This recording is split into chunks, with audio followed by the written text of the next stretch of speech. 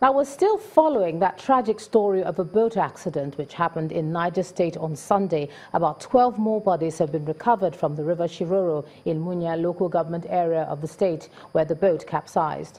The bodies were recovered with the help of the Marine Police and some local divers in the area. The accident has been described as most unfortunate and devastating. This is the only way to get to Shiroro in Munya local government area of Niger State, where over 12 people died from a boat mishap.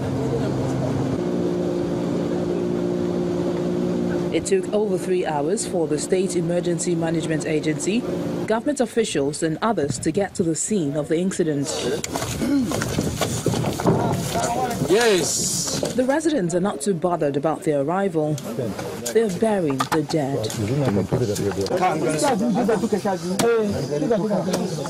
Some of those who have been hard hit by this incident talk about their pain. I was just at home, then I had a call that something happened, that the boat broke, capsized at the distance along the dam to the market. So we ran all the way from Boze to this very place. I lost about 3 persons from my own community. The Chief of Staff to the State Governor condoles with the people and tells them of the government's plans for waterways transportation. We've been talking with the DG in Sema and we're seeing how we can come to the rescue of these operators, even if providing them jackets at subsidized rates.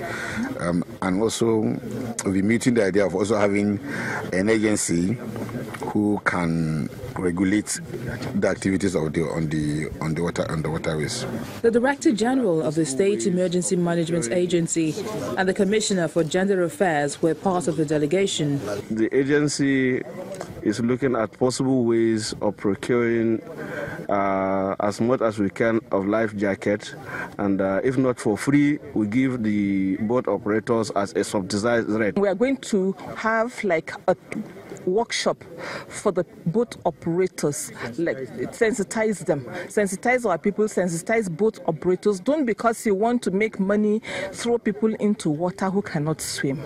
A boat carrying about 60 people, 5 cows, 6 sheep, 8 bags of maize, 4 bags of rice and some other food items capsized on the river after it broke into two, 30 minutes into the 2 hours journey to Zomba Market.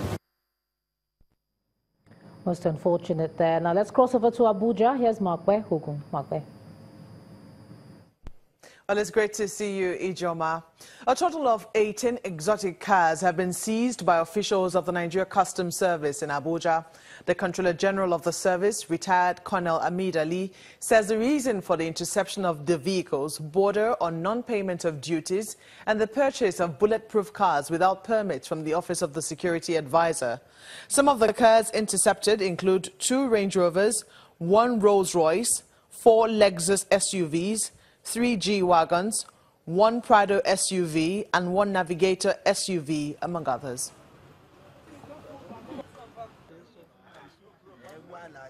As far as we are concerned, with the documents before us today, on these vehicles, we do not have certificates and we do not have duly paid duty, custom duty on these vehicles.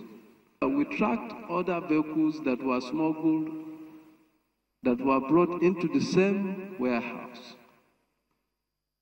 And that gave us the impetus to now effect Section 147, and then we discovered that these vehicles have no papers. Now, the House of Representatives Committee on Public Petitions has directed that former First Lady Dame Patience Jonathan be allowed access to some of her bank accounts that have been frozen. And this followed consideration of a petition submitted by her lawyer over what he described as the unwarranted and persistent attacks on her by agents of the Economic and Financial Crimes Commission and other government agencies. The committee also directed the Federal Inland Revenue Service to meet with the Petitioners' Council to resolve the issues regarding one of the businesses of the former First Lady. Our correspondent, Larry Lasisi, reports. This is the resumed hearing of the House of Representatives Committee on Public Petitions. One of the first cases to be considered is a petition by attorneys of the former First Lady, Dame Patience Jonathan. The petition alleges the persistent harassment of the First Lady by agents of different government agencies. Representatives of the Federal Inland Revenue Service were taken up on their visit to the petitioner's business in Bayelsa State. They maintained that the business had been evading tax. The chairman of the committee sought to get to the heart of the matter. Are you still running the place? Yes, Mr. Chairman. Have you paid the tax? No. Yes, Mr. Chairman. We're not even owing them. That is our contention. No, look at this. They assessed you 10 million. Yes, sir. You paid about 100 and something thousand from the receipts available to me here. Yes, sir. The gap is so large and so much. FRS, I will give you time. We don't wish to sort out these tax things and also revert back to us. The lawmakers make it clear that their focus is that people obey the laws of the land. We will not want to be seen in any way to shield anybody who tries to evade tax. But at the same time, I think our position is that we must be governed in accordance with the rule of law. The petitioner also alleges that she had been denied access to some of her bank accounts. Some of the banks are given a chance to respond. On the personal account, the one of the Eco banks that whispered to me that if we get the account details, it will be safer for them to run a further check. And we took a cautionary step to put the account on what we call PND. Something that we are willing to review with you and then and see how we can take it further. The chairman then gives this directive. If for a year plus you are still cautioning, then it's punitive. You are persecuting. If EFCC thinks otherwise, they should tell you why they should close it and come here. Banks, all accounts that you have no pending court order, please release. Defreeze them. Are you with me? The committee is clearly not pleased with the absence of the Economic and Financial Crimes Commission and says it will not take it lightly with them if they fail to appear the next time they are invited. Lanre Lassese, Channels Television News. Well, that's all from Abuja. It's back to you, Ijoma, in Lagos. Thanks a lot, Mark Ware, for that one. Now, the Kwara State Governor Abdul Fattah Ahmed is seeking greater collaboration with experts in the transport sector to reduce the spate of accidents on Nigerian roads. Governor Ahmed also explains that more than 7 billion naira has been spent on road construction in order to ease movement of people across the state. It's day 2 of the Northern Governor's official visit to southern Nigeria, where they've been canvassing for national unity and peace among Nigerians. The visiting governors are from Borno, Sokoto, Plateau, Katsina, Kebbi and Niger states, and they're insisting that Nigeria's unity remains their priority. The governor's visit comes in the aftermath of recent crisis in Abia and River states between members of the indigenous people of Biafra and the military.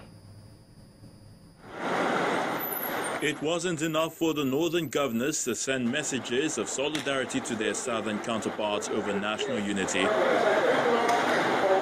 They had to drive the point home by being physically present in a show of consensus.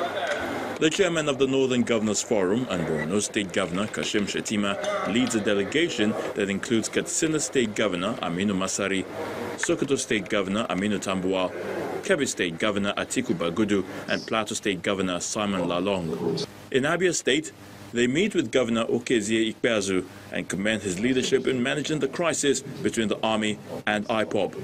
We, the leaders,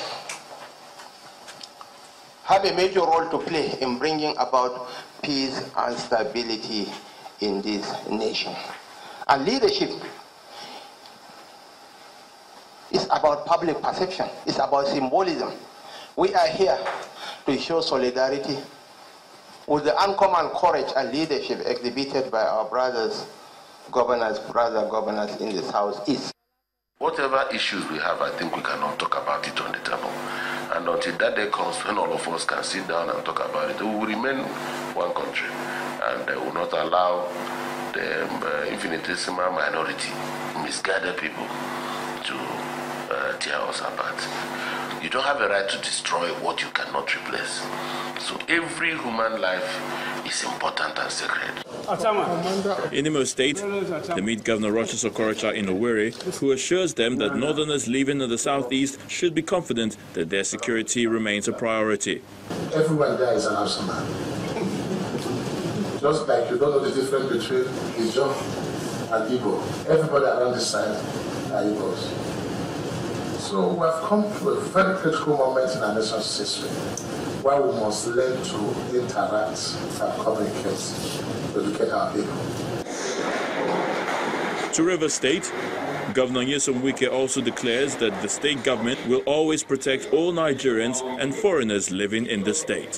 For us here, we'll do everything possible to protect our people. Our people will mean Nigerians. Our people will mean even those who are not Nigerians, but who are here to carry out one business or the other. So take our work, go home and sleep with your two eyes closed. Less than 24 hours after that visit, the northern governors consider it necessary to meet with leaders of the Hausa community in Imo State with the same message of peace. All upon our brothers and sisters, particularly of the Igbo nation, to know that it's all one united country. Although the visits are brief, the impact is expected to be long-standing, that the northern governors and their peers in the southeast and south-south speak with one voice on national unity.